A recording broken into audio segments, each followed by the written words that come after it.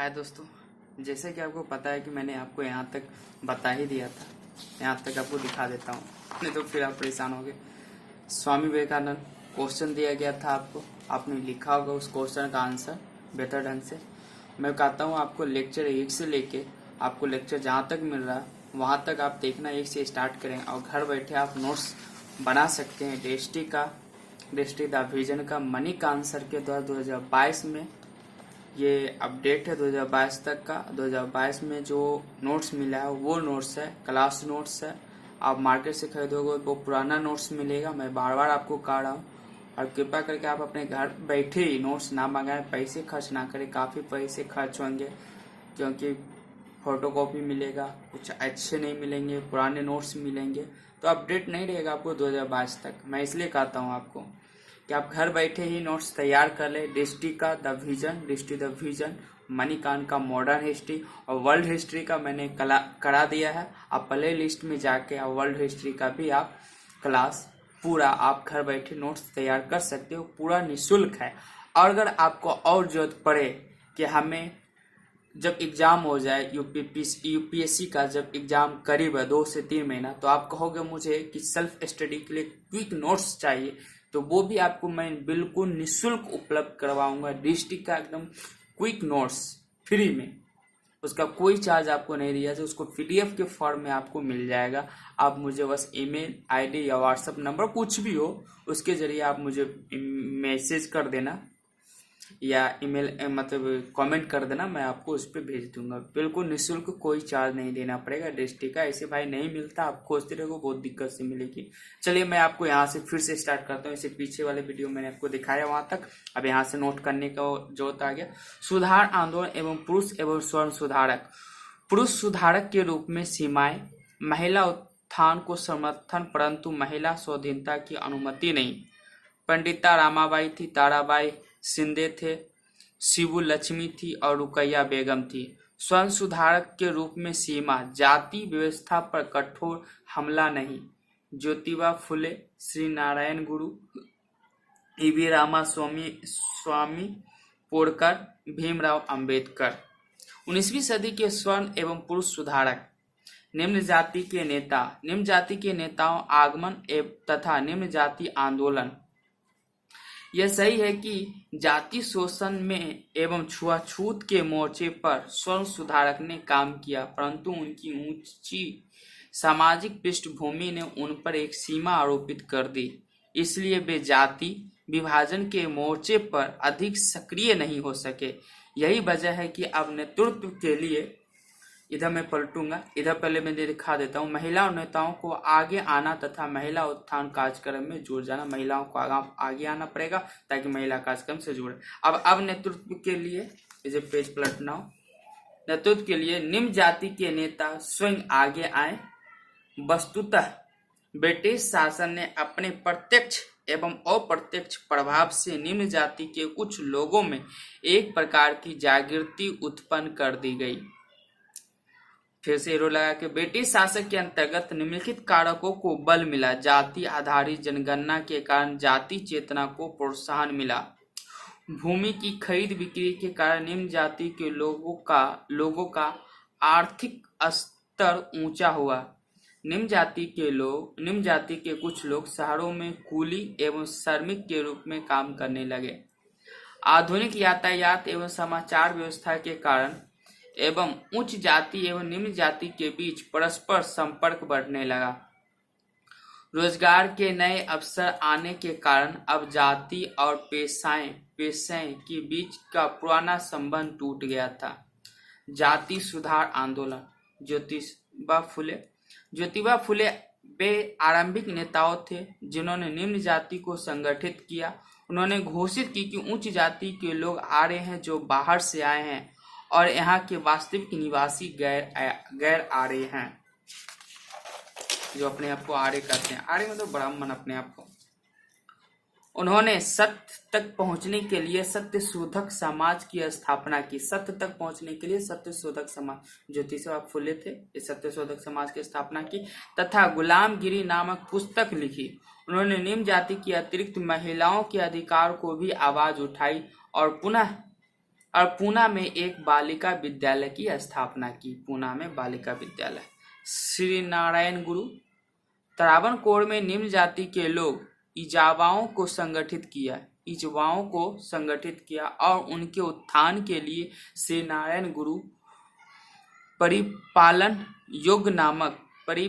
योग नामक संगठन की स्थापना की। उन्होंने नारा दिया कि धर्म एक जाति एवं एक ईश्वर, धर्म एक जाति और एक ईश्वर। बी रामास्वामी पेरियार नायकर।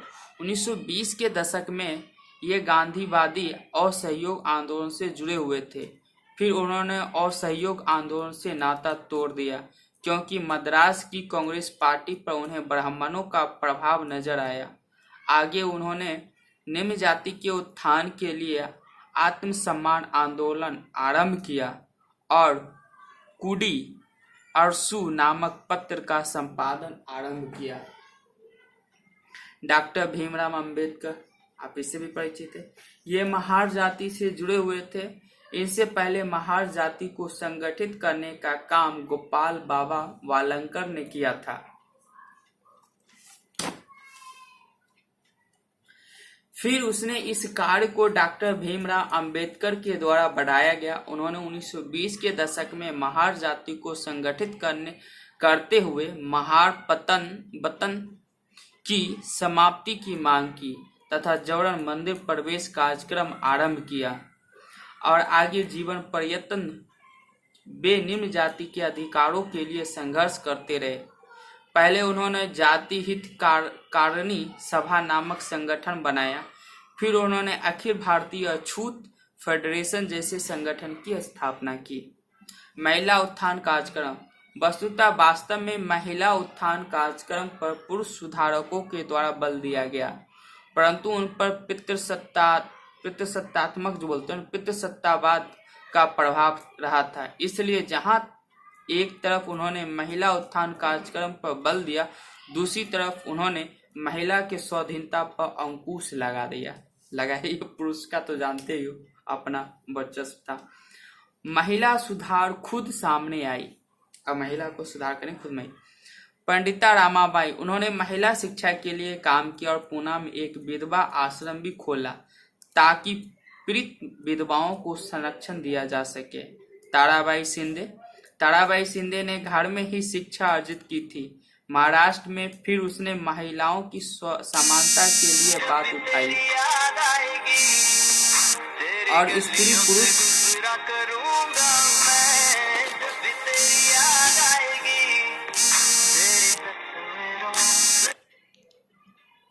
स्त्री पुरुष तुलना नामक पुस्तक लिखी। सुबु लंबी, इसने मद्रास में महिला शिक्षा के लिए काम किया। रुकैया बेगम, एक मुस्लिम महिला होते हुए भी इसने बहुत ही साहस दिखाया और महिला शिक्षा विकास के लिए पटना एवं कलकत्ता में विद्यालयों की स्थापना की। रुकैया बेगम, इस प्रकार अब महिलाएं स्वयं सामने आई और फिर महिलाओं के सामाजिक अधिकार के लिए संघर्ष आरंभ की। लेकिन उनकी मात्रा यही समाप्त नहीं हुई। आगे वे राजनीतिक मांगों के आगे बढ़ गई। महिला उत्थान कार्यक्रम, ये देखिए माइंड मैप है, इसे तो आप बिल्कुल ना भूलें। इसे आपको हमेशा माइंड में लेके चलना है कि इसे पॉइंट है, इस पॉइंट पे हिसाब से हम लिखेंगे। महिला उत्थान कार्यक्रम। सती प्रथा उन्मूलन, राजा राम मोहन राय ने किया महिला उत्थान कार्यक्रम में। विधवा पूर्ण विवाह, बंगाल से ईश्वर चंद्र विद्यासागर, मद्रास विलेसलिंगम। महिला शिक्षा, विधवा पूर्ण विवाह, ईश्वर चंद्र विद्यासागर, ये इससे जुड़ा हुआ था महिला शिक्षा। भारतीय पूर्ण जागरण, योगदान, आधुनिक विचारधारा का प्रसार, मानवाधिकार की बात, व्यक्तित्ववाद और पत्र पत्रिकाएं। तब तो आधुनिकीकरण होगा भारत का। भारत को आधुनिक राष्ट्र के रूप में संगठित करना योगदान था। सीमाएं, आधुनिकीकरण का अर्थ पश्चिमीकरण नहीं। आधुनिकीकरण का अर्थ मतलब पश्चिमीकरण नहीं करना, पश्चिमीकरण है यहाँ पे, पश्चिमीकरण नहीं। राष्ट्रवाद के समानांतर सांप्रदायिक विभाजन को बल मिला। राष्ट्रवाद के समानांतर सांप्रदायिक विभाजन को बल मिला। अब यहाँ भारत एवं पश्चिमी विश्व के बीच वैचारिक सेतु का काम करना, ये कौन सा योगदान का पाठ है? ये योगदान का पाठ है। मैं यहाँ लिख देता हूँ ना तो आप लोग गलती कर दोगे। योगदान, इधर सीमा, वो सीमा नहीं ये योगदान। और सीमाएं, इसका आधार नगरीय ही बना रहा। आर्ध राष्ट्रवादी, भारत का प्रथम स्वतंत्रता आंदोलन। आधुनिक राष्ट्रवाद, भारतीय पुनर्जागरण। समझ रहे हो? इसको काटने के बाद आधुनिक राष्ट्रवाद देखिए, 19वीं सदी का समाज एवं धर्म सुधार आंदोलन। आधुनिक राष्ट्रवाद में एरो लगा के देखेंगे।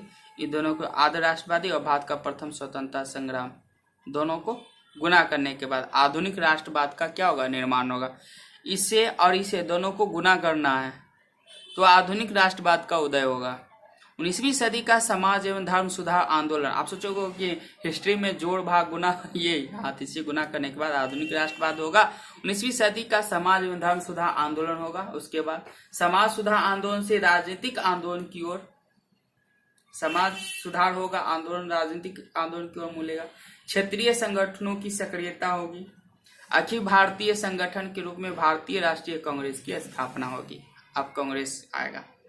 पाश्चात्यवादी तत्वों का प्रभाव, परमवादी तत्वों का परंपरावादी तत्वों का प्रभाव। पाश्चात्यवादी, पश्चिम से जो लोग प्रभावित होगा उसका प्रभाव किस प्रकार पड़ेगा तत्वों का। और परंपरावादी, जो भारत की संस्कृति है, परंपरा पीछे, उस तत्वों का प्रभाव।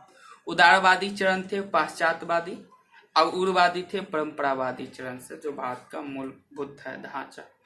उदारवादी 1885 1905 का चरण, 1905 से उग्रवादी 1907 तक। चलिए, अब भारतीय राष्ट्रीय कांग्रेस, ये उदारवादी था भाई। 1885 से 1907 इसमें उदारवादी चरण था, उग्रवादी चरण 1907।